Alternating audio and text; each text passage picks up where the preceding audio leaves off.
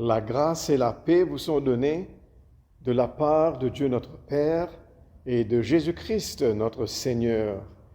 Le Seigneur nous appelle, le Seigneur nous rassemble, le Seigneur nous unit. Il est présent parmi nous. Père, nous te remercions pour ce jour et cette heure mis à part dans notre vie. Voici un temps de paix, d'écoute et de louange. Un temps où par ton esprit, nous apprenons à vivre en communion avec Jésus-Christ. Nous te louons. Tu nous aimes et nous sommes tes enfants. Nous te louons pour Jésus-Christ. Il a proclamé la bonne nouvelle du royaume. Nous te louons pour l'Esprit Saint. Il nous rassemble malgré nos différences et fait de nous un seul peuple, ton peuple. Nous te louons pour ce jour qui nous fait entrer dans la joie de ton règne et nous proclamons ta gloire. Amen.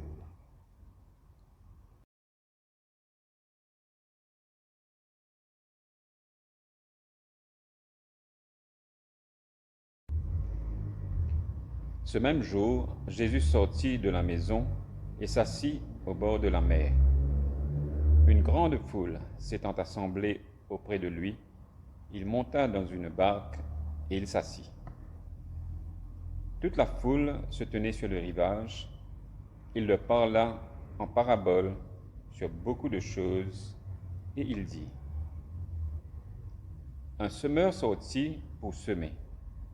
Comme il semait, une partie de la semence tomba le long du chemin. Les oiseaux vinrent et la mangèrent. Une autre partie tomba dans les endroits pierreux, où elle n'avait pas beaucoup de terre.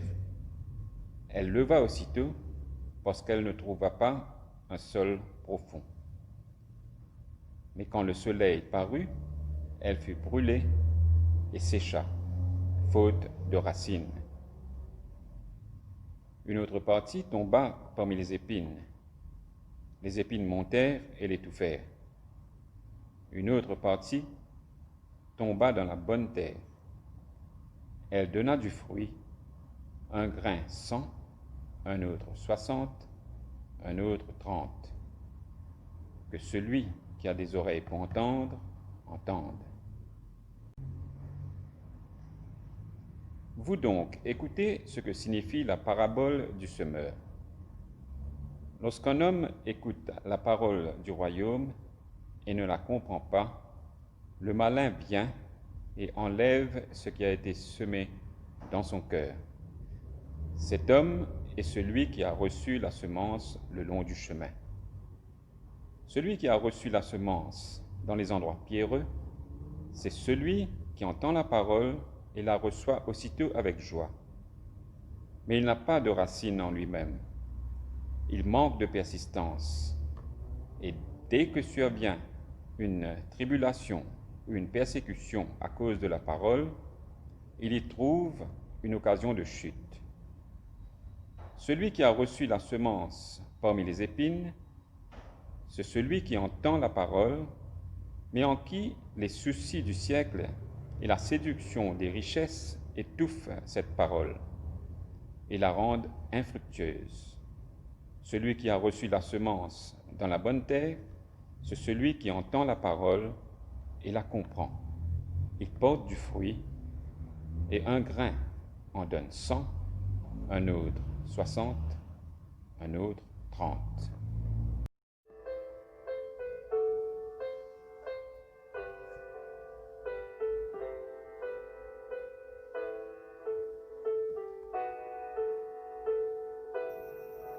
Comme un souffle fragile, ta parole se donne, comme un vase d'argile, ton amour nous façonne. Ta parole est murmure, comme un secret d'amour, ta parole est blessure.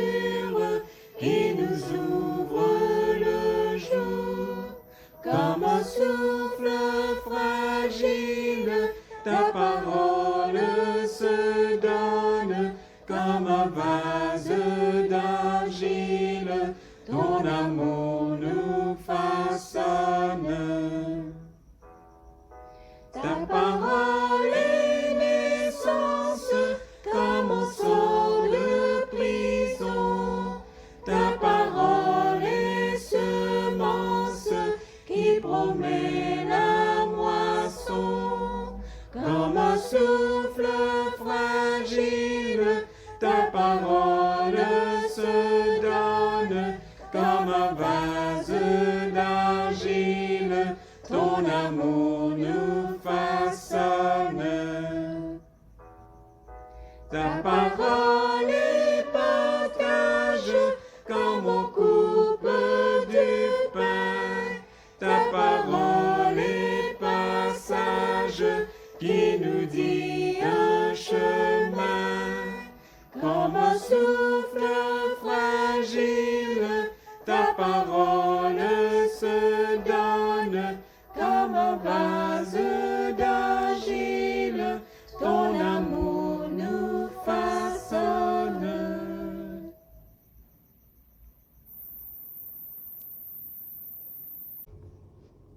Dans le chapitre 11 de Matthieu, Jésus le Maître nous invite à prendre sur nous son joug, pas le nôtre, mais de prendre son joug à lui.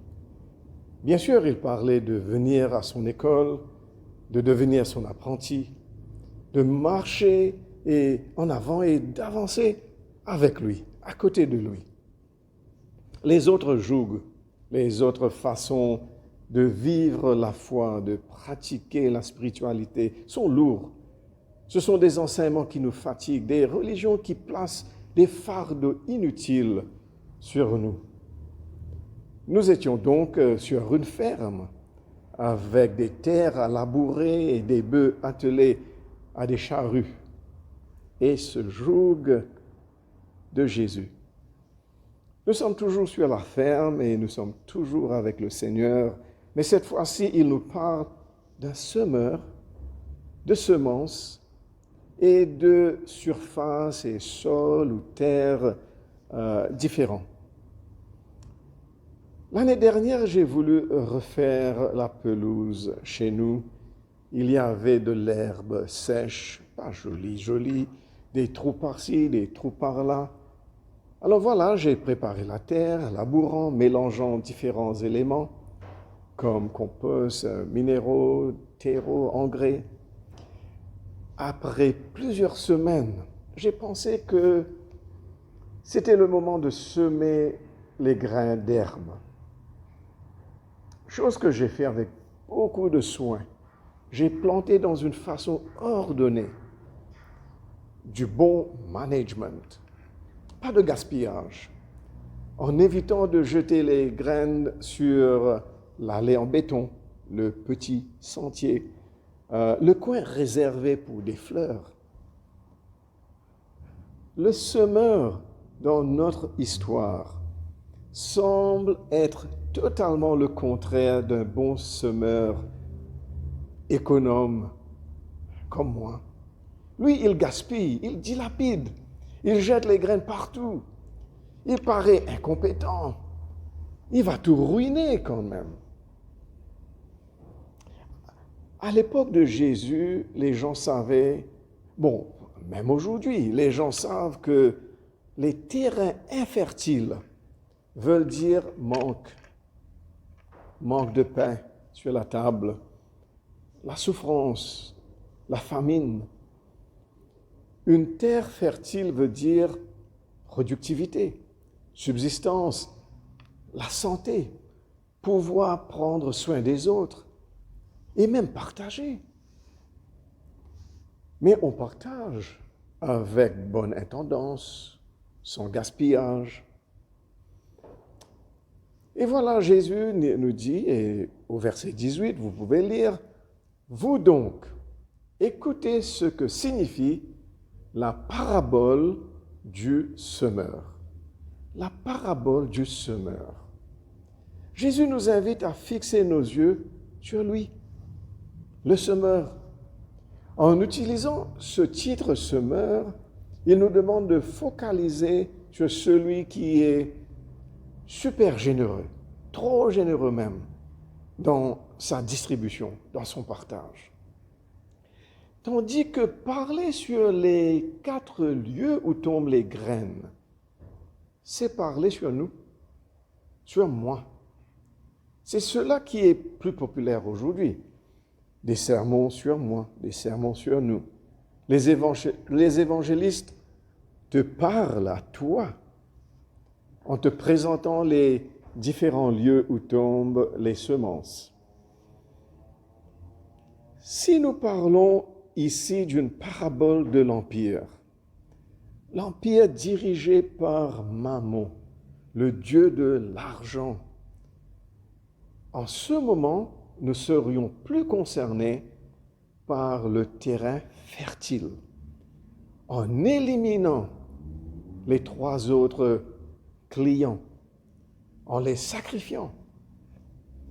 L'Empire, le monde matériel, le monde capitaliste, s'intéresse que sur le terrain fertile qui apportera plus de richesse.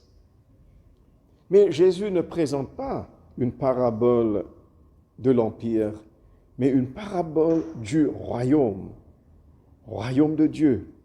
Les valeurs sont différentes, les principes de vie sont autrement. Nos regards sur le monde, sur les autres, sont des regards contraires au regard du monde, car nous regardons à travers les yeux du Seigneur Jésus. Et aujourd'hui, nous regardons avec les yeux de la résurrection. La culture de l'empire, du monde dirigé par la force du mal, nous enfonce dans la discrimination.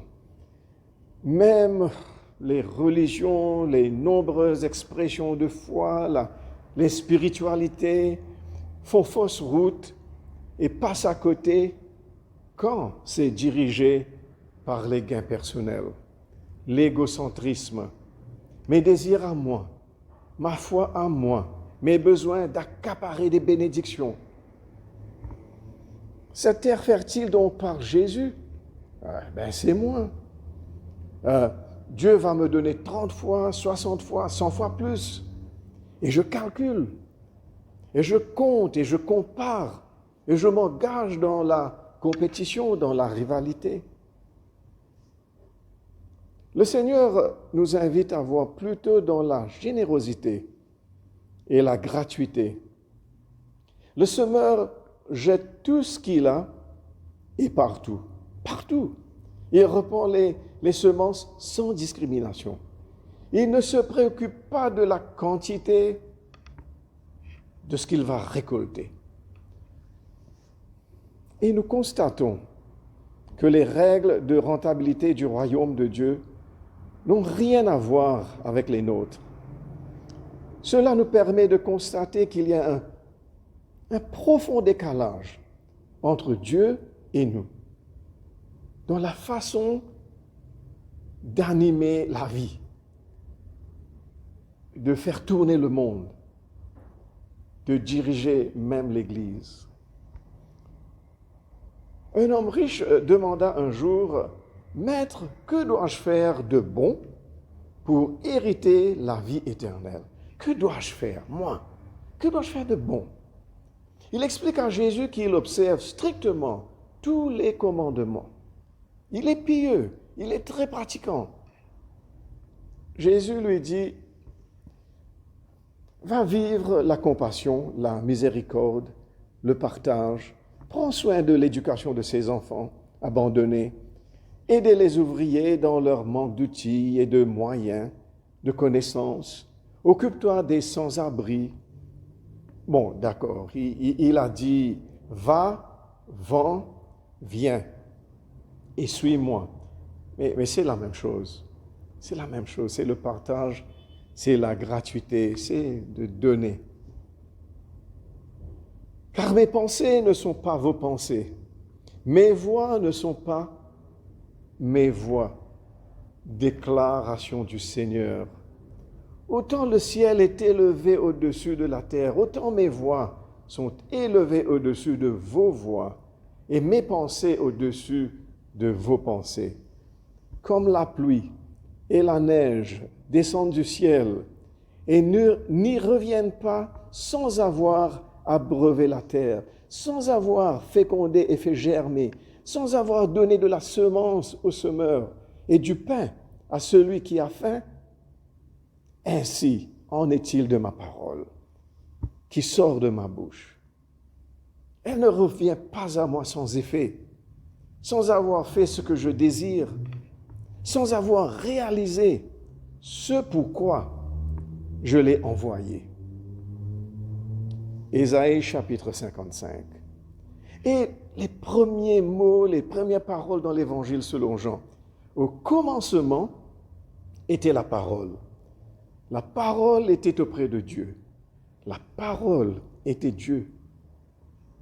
Cette parole, cette semence, c'est le Messie, celui qui a l'onction de l'Éternel. Et ce Seigneur, il est partout. Il est partout, en Syrie, Corée du Nord, Soudan, les favelas, dans les bidonvilles, chez les étrangers, parmi les réfugiés, les déracinés. Cette parole, elle est chez toi.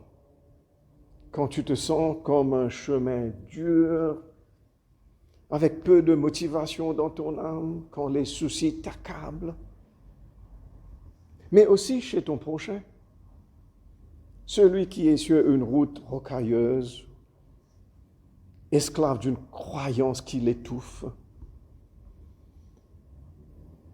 Imitons notre Seigneur, le semeur, dans sa gratuité, dans sa générosité.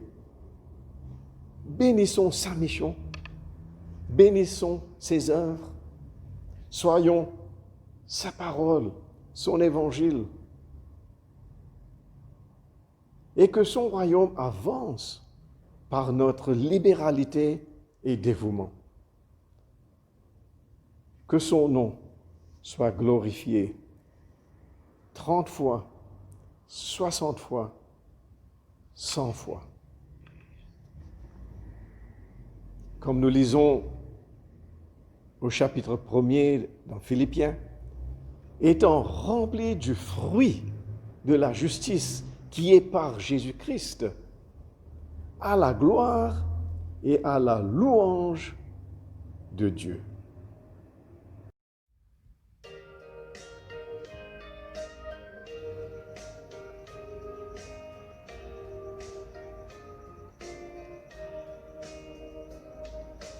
Il fait bon à ton service, Jésus mon sauveur.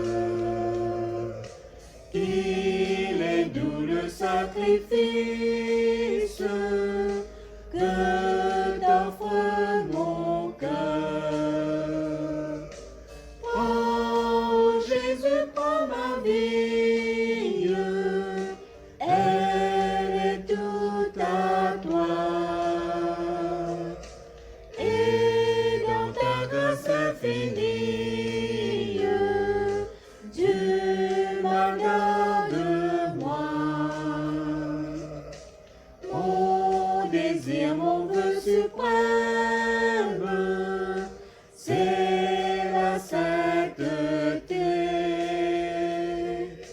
Bien, je ne veux et je n'aime que ta volonté. Oh Jésus, prends ma vie, elle est toute à toi. Et dans ta grâce infinie, Dieu m'a garde moi. Comme l'ange au vol rapide, je veux te servir. Les yeux fixés sur mon guide,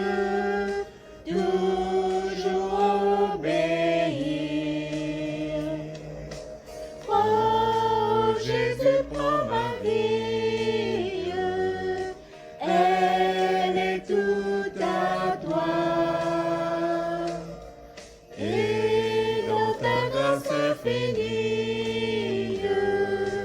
Tu m'as gardé moi. Travail, douleur et souffrance, non, je ne crains rien. Toi, Jésus, mon espérance, voilà mon seul bien. Oh, Jésus, prends ma vie, elle est toute à toi. Et dans ta grâce infinie, tu m'as gardé moi. Ensemble donc vers la gloire, marchons en avant. Chantons l'hymne de victoire, toujours triomphant. Oh, Jésus, prends ma vie, elle est toute à toi. Et dans ta grâce infinie, tu m'as gardé moi.